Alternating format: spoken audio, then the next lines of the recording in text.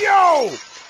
Video games. What up, dudes? Matt here from YoVideogames, and I'm back here with a quick update video on a somewhat interesting interview that came out recently, at least to be interesting to me. And if you're on this channel and a regular, then it might be interesting to you too. And that is, of course, we're talking about the CGWorld.jp's interview with the R&D department of Monolithsoft. Yes, this, to sort of like jump back in time a bit, I had a video last year when Monolithsoft sort of announced that they were forming an internal R&D department. And I guess let's bring everyone up to speed here. What's an R&D department? That's research and development. And generally speaking, in a video game company or developer, you know, you have your studio and they have all their different departments, and those departments make a video game. So what is an R&D department? An R&D department is the people who make your engine, the people who make all the programming, all the back end stuff. And Monolithsoft, being generally just a developer or a multi studio or a multi-team developer, multi-team is a better way to put it. You wouldn't think they'd have an R&D department. An R&D department is for someone like Epic Games or someone like Nintendo in general at their Kyoto studios. You know, this is the kind of things that like you have to usually be pretty big to have and to be able to afford or use. And again, since so many game developers and stuff nowadays just sort of rely on Unreal Engine or Unity at this point, you know, you don't really see or hear a lot of studios.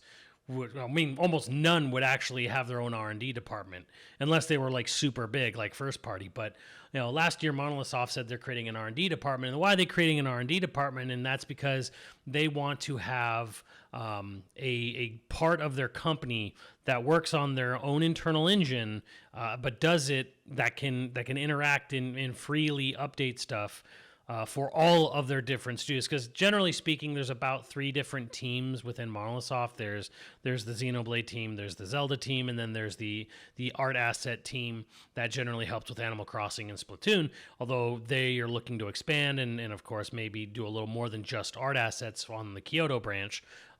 So they wanted to create an R&D studio after Xenoblade 3 because they're like, okay, we want to have a whole part of the company that doesn't.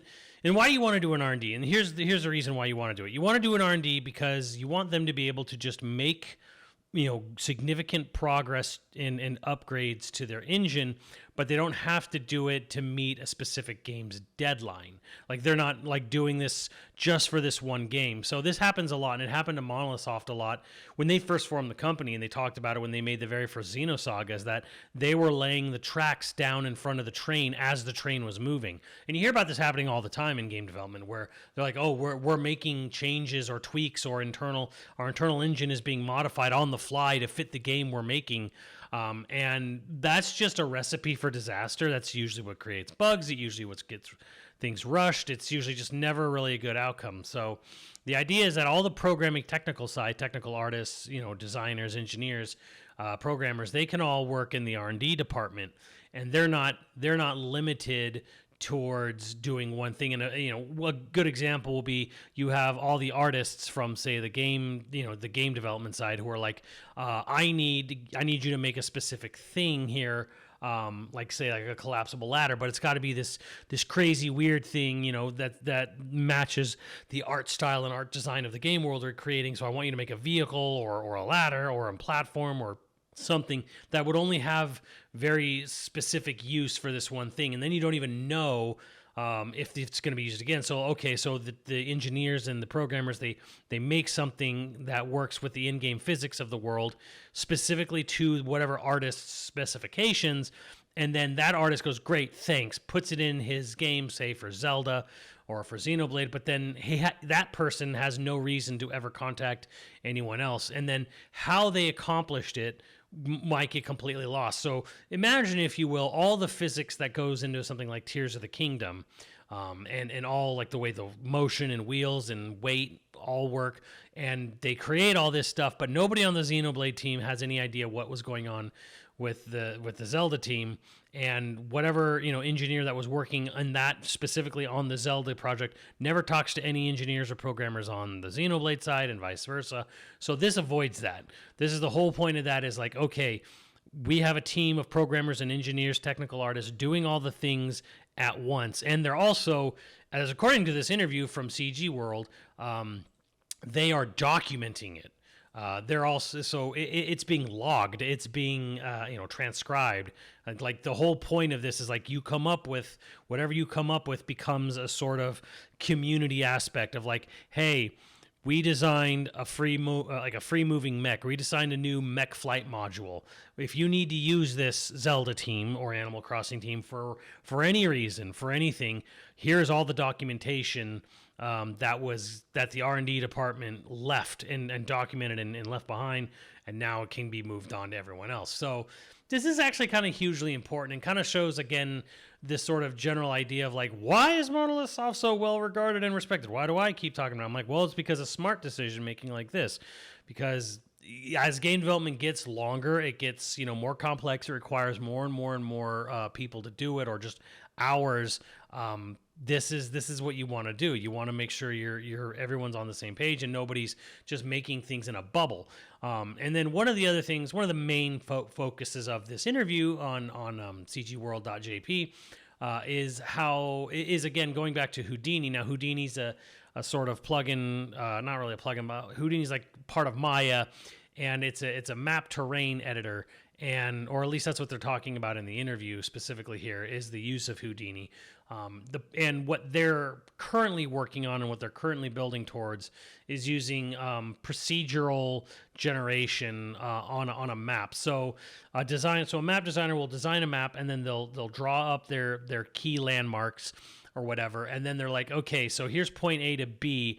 We'll have Houdini make some procedural bumps on the surface, so that then we can then put other things on top of that, or we can use it to put like the collectible items using they talk a great deal about this will place items kind of all over the map, so all those little collectibles and whatever, like they'll go in, and they also say like, of course this is only 70% of the map, because the rest of the 30% has to be hand checked and hand verified by hand that this is actually working. One of the things they talk about is, say, like a cliff face, right? Where, okay, we have a cliff, we design it, and we have the edge of it, and so we drew the mesh of that. But what we'll use Houdini is to do procedural weathering on the edge of the cliff.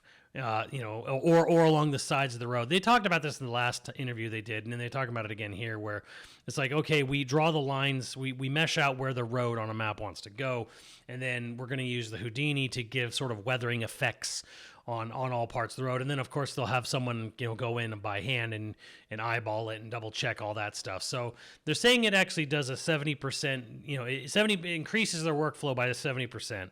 To have some of this procedural stuff. Now, it's almost insane to me to think that the worlds within a Monolithsoft game are going to have any sort of procedural generation at all, because I mean, you just look at the screenshots of like Millick Meadows, from Xenoblade 3, or the desert area, or the Table Flatlands area, Ryan Mountains from Xenoblade 3. You look at that and it's just like, this is just an insane amount of just absolutely like crazy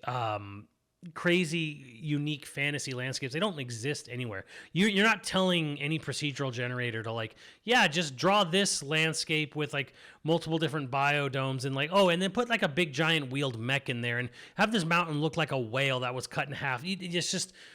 So tons of artistry is actually still going into these map creations and stuff.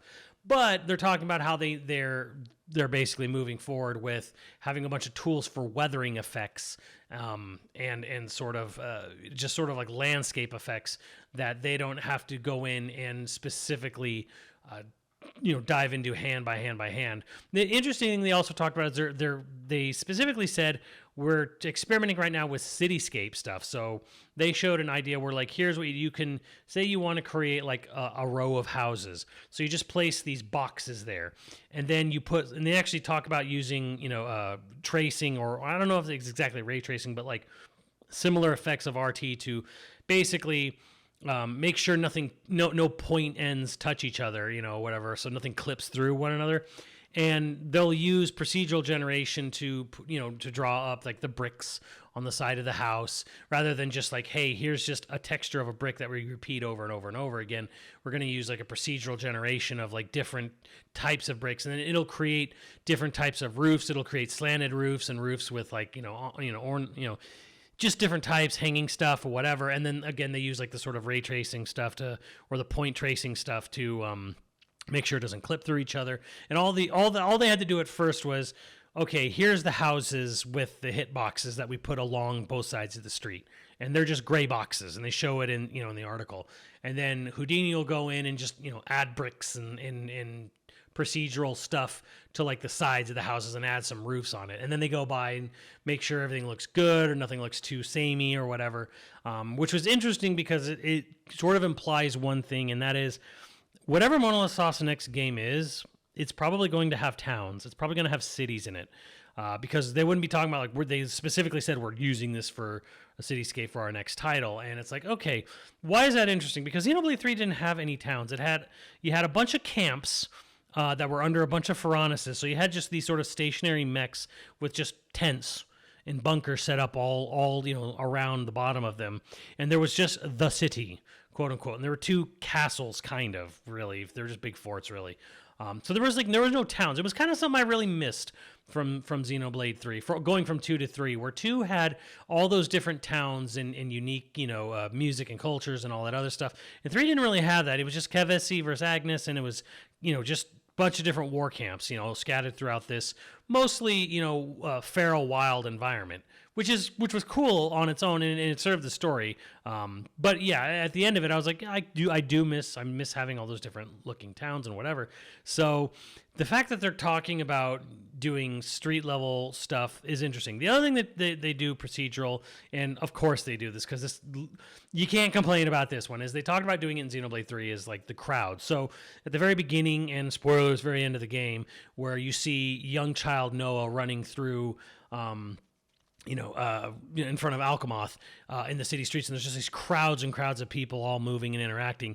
They're using Houdini and procedural generation to fill in a whole giant crowd of people. And again, this is not some weird like rah go AI thing. This is just a sort of natural thing, because even unless you had a team of 1,000 people, individually animating a crowd of 1,000 people is insanity and is going to take forever. I mean, this is something Lord of the Rings did this 20 plus years ago, with Weta, where they were using procedural generation for all the massive swarms of orcs and how they would react when, say, like a big ladder falls down in Helm's Deep and stuff like that. So yeah, the point is like, okay, like, obviously the stuff for the main characters like Noah and whatever is animated either by hand or mocapped and touched up by hand, of course, and that's all very highly produced.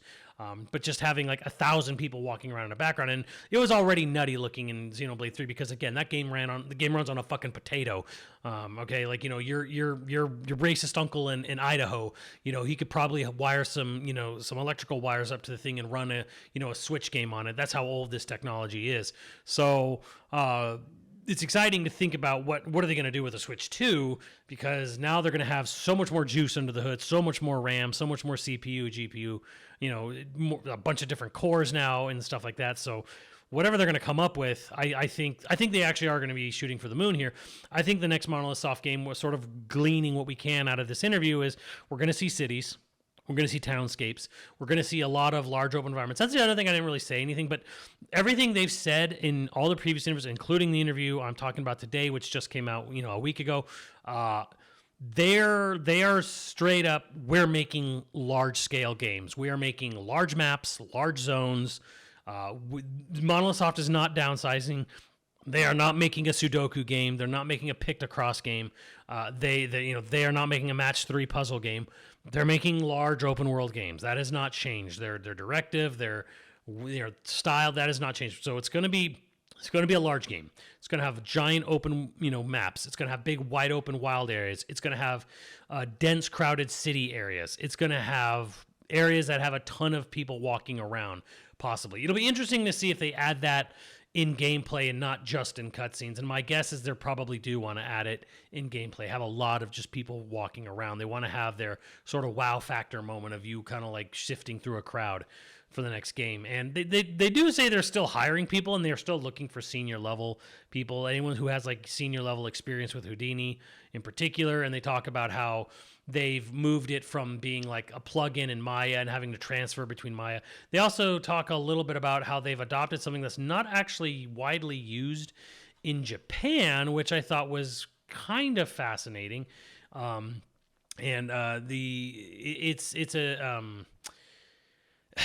a type of, it's called OpenUSD, Open Universal Scene Description.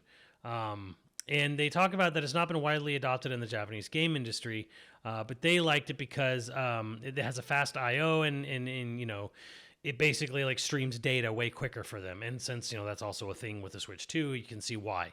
So yeah, it's interesting how, you know, the other thing here is that Monolithsoft is willing to look into programs and software and plugins outside of the typical norm of the Japanese game industry to make sure that their titles are getting the best love and care that they need.